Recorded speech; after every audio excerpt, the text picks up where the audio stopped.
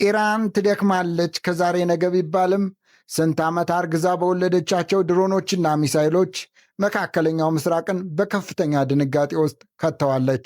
ዓለምን የጉድ አድርገው ያስቀሩትና ለዘመናት የታፈሩት የአሜሪካ የጦር አውሮፕላኖች በኢራን ሚሳይሎች ሲቆሉ ማየት የሰሞኑ ትልቅ መነጋገሪያ ሆኗል። ዌል ስትሪት ጆርናል ባወጣው እጅግ አስደንጋጭ ዘገባ መሠረት 5 የአሜሪካ አየር ላይ ነዳጅ የሚሞሉ ግዙፍ ወታደራዊ አውሮፕላኖች በሳውዲ አረቢያ ምድር ላይ ያሉ በኢራን ሚሳይሎች ክፉኛ ተመትተዋል። እነዚህ አውሮፕላኖች ለዩናይትድ ስቴትስ አየር ኃይል ተንቀሳቃሽ የነዳጅ ማደያ በመሆን የሚያገለግሉና እጅግ ውድ የሆኑ ወታደራዊ ንብረቶች ቢሆኑም በሳውዲው ልዑል ሱልጣን የአየር ኃይል ሰፈር ውስጥ በነበሩበት ወቅት ግን ከኢራን የተተኮሱ ሚሳይሎች አነጣጥረው አርፈውባቸዋል። የአሜሪካ ባለሥልጣናትን ጠቅሶ ጋዜጣው እንደዘገበው ጥቃቱ የተፈጸመው ከጥቂት ቀናት በፊት ሲሆን አውሮፕላኖቹ ሙሉ በሙሉ ባይወድሙም በደረሰባቸው ከባድ ጉዳት ምክንያት በአሁኑ ወቅት ከጥቅም ውጭ ሆነው ጥገና እየተደረገላቸው ይገኛል። በጥቃቱ ወቅት በሰው ሕይወት ላይ የደረሰ ጉዳት የለም ቢባልም የአሜሪካ የአየር የበላይነት በኢራን ሚሳይሎች መፈተኑ ግን ለዋሽንግተን ትልቅ የራስ ምታት ሆኗል።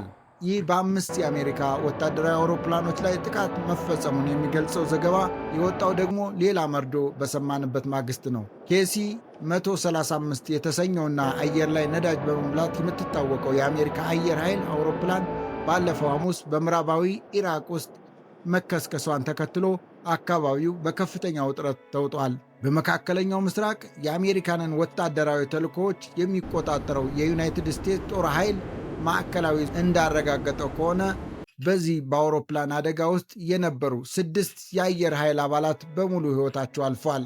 ይህ ክስተት በአካባቢው ያለውን የደህንነት ስጋት ወደ ሌላ ምዕራፍ ያሸጋገረው ሲሆን በተለይ በኳታር በኩል የሚሰማው ዜና ይበልጥ አስፈሪ ሆኗል።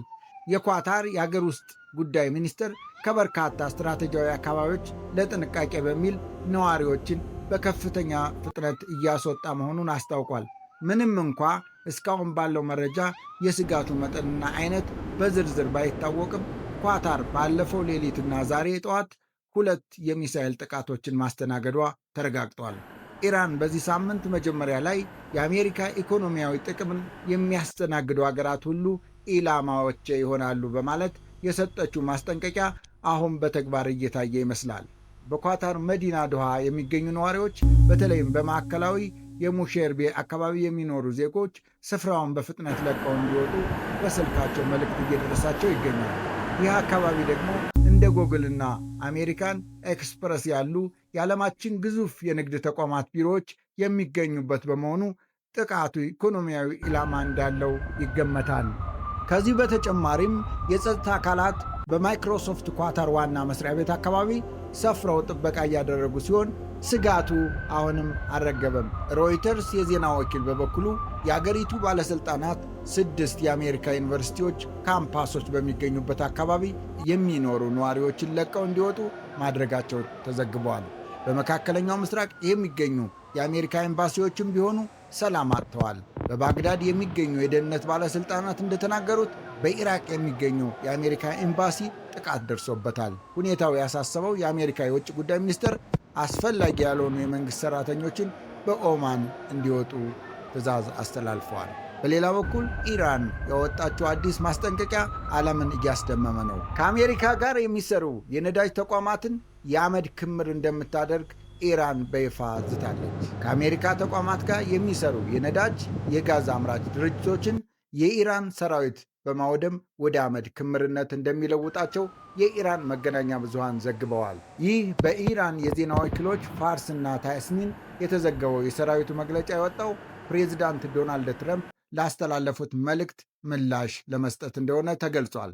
ትራምፕ በትሩዝ ሶሻል ገጻቸው ላይ ባሰፈሩት ጽሑፍ የአሜሪካ ኃይሎች በሻርድ ደሴትና ከፍተኛ መጠን ያለው የዓለም ነዳጅ ምርት በሚተላለፍበት በሆርሙዝ ወሽመጥ ላይ የሚገኙ የኢራን ወታደራዊ ተቋማትን ሙሉ ለሙሉ ደምስሰናል ማለታቸውን ኢራንን አስቆጥቷል። ለዚህ ምላሽ ይሆን ዘንድ ተጨማሪ የአሜሪካ የባህር ኃይል ወታደሮችና የጦር መርከቦች ወደ መካከለኛው ምስራቅ እየተንቀሳቀሱ መሆኑን ለሲቢኤስ ቴሌቪዥን ዘግበዋል። ባለሥልጣናትም ዝግጁ ከሆኑ የባህር ላይ ወታደራዊ ቡድኖችና የባህር አሳሽ ኃይሎች በኢራን አካባቢ ያለውን የአሜሪካ ጦር ለማጠናከር ከሌሎች አካባቢዎች በፍጥነት እየተንቀሳቀሱ መሆኑን አረጋግጠዋል። የውጥረቱ ማዕከል በሆነችው ባግዳድ ደግሞ የአሜሪካ ኤምባሲ በሚሳኤል መመታቱ ትልቅ ዜና ሆኗል። በኢራቅ ዋና ከተማ ባግዳድ የሚገኘው የአሜሪካ ኤምባሲ ጥቃት እንደተፈጸመበትና ከግቢው ውጭ ጭስ ሲወጣ መታየቱን ሮይተርስ ምንጮቹን ጠቅሶ ዘግቧል።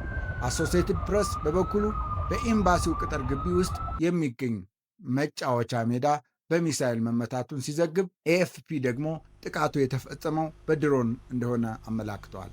ይህ ጥቃት የተፈጸመው ደግሞ በኢራን የሚደገፉ 2 ተዋጊዎች በአካባቢው መገደላቸውን ተከትሎ እንደሆነ ይነገራል። በአጠቃላይ በመካከለኛው ምስራቅ በኢራቅና በአሜሪካ መካከል በሚካሄደው የኃይል ፍልሚያ ውስጥ ገብታለች።